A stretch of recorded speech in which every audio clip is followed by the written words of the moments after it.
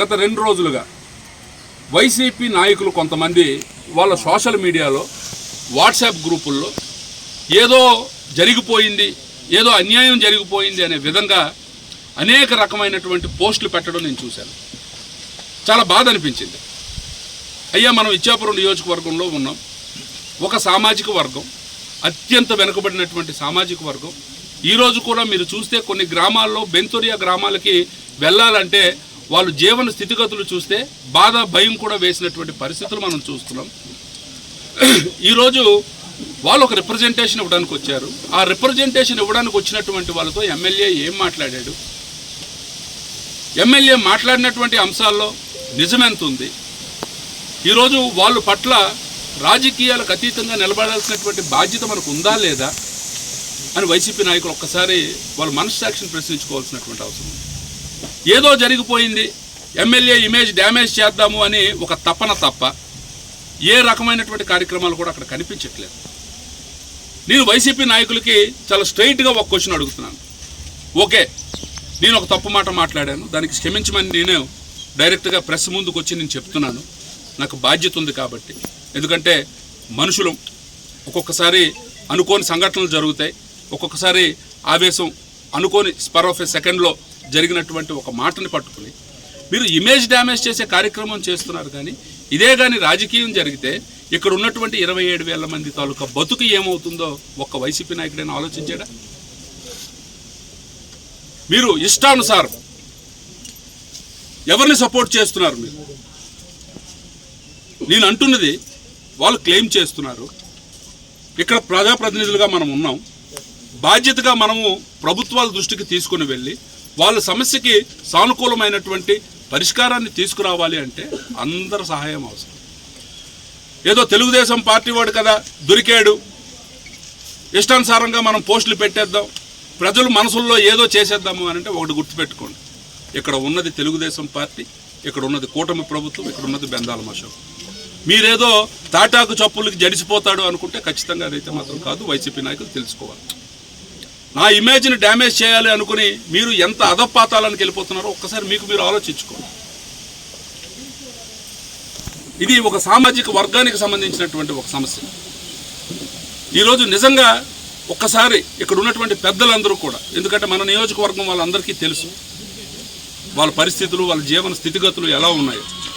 ఎవరైనా బయట నుంచి వచ్చినటువంటి వ్యక్తులు ఒక్కసారి వచ్చి ఆ సామాజిక వర్గాలు నివసిస్తున్నటువంటి ప్రదేశాలు చూడండి, వాళ్ళకు ఉన్నటువంటి సమస్యలు చూడండి. మీరు 2005కు సంబంధించినటువంటి ఒక రిపోర్ట్ తీసుకొని వచ్చి వీళ్ళు బెంతొరియాలు మన శ్రీకాకుళం జిల్లాలో నివసించట్లేదు అని చెప్పి ఒక రిపోర్ట్ ఉంది అని చెప్పారు.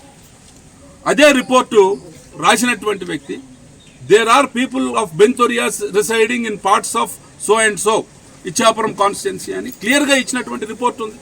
ఆ అధికారి పేరు వి నాగిరెడ్డి కాదంటారా? 99లో మెమో ఇచ్చారు. ఆ రోజు చాలామంది సర్టిఫికెట్లు పొందినటువంటి సందర్భం ఉంది. లేకపోతే ఈరోజు పొలిటికల్ రిజర్వేషన్స్ ఎస్టీలుగా పరిగణించబడినటువంటి ఎస్టీ రిజర్వేషన్స్ ఇస్తున్నటువంటి పంచాయతీల్లో, ఎంపీటీసీ పరిధుల్లో చాలామంది బెంతొరియాలు ఈరోజు ఎస్టీలుగా నమోదై వాళ్ళందరూ కూడా ఈరోజు ప్రజాప్రాతినిధ్యం వహిస్తున్నటువంటి సందర్భాలు ఉన్నాయి. ఇవన్నీ చర్చిద్దామంటున్నాను. వాళ్ళకు ఉన్నటువంటి పాజిటివ్ ఎవిడెన్సెస్ వాళ్ళకు ఉన్నాయి, మీకున్నటువంటి ఎవిడెన్సెస్ మీ దగ్గర ఉన్నాయి. ఒక న్యూట్రల్ ప్లాట్ఫామ్ మీదకి వద్దాం, వచ్చి చర్చిద్దాం తప్ప ఏదో స్పర్ ఆఫ్ ఎ సెకండ్. ఈరోజు నేను ఒక వీడియో చూశాను. నేను ఒరియా చదువుకున్నటువంటి కుర్రవాడిని కాబట్టి ఆ రకంగా సంబోధించాను. మేబీ కావచ్చు.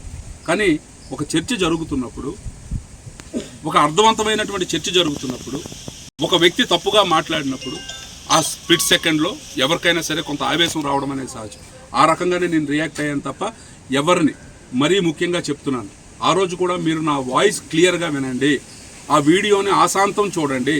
చూసిన తర్వాత ఏది తప్పు ఏది ఒప్పు అని మీరు నిర్ధారించుకుని ఈరోజు మీరు కార్యక్రమాలు చేస్తే బాగుంటుంది అనే విషయాన్ని ఒకసారి అక్కడ నాయకత్వం వహిస్తున్నటువంటి పెద్దలందరూ కూడా గమనించాల్సిందిగా కోరుకుంటున్నాను.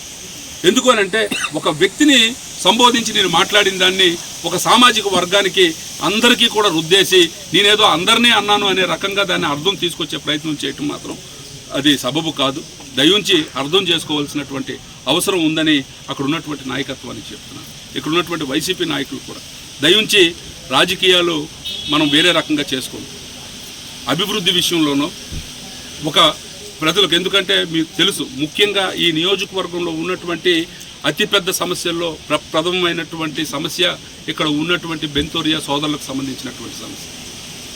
మీకు తెలుసు వైసీపీ నాయకులు, ఇప్పుడు వైసీపీ నాయకులు, అప్పుడు కాంగ్రెస్ నాయకులు, ఇది ఏ రకంగా దీన్ని ఇబ్బందులు పెట్టినటువంటి పరిస్థితి ఉందో మీకు తెలుసు.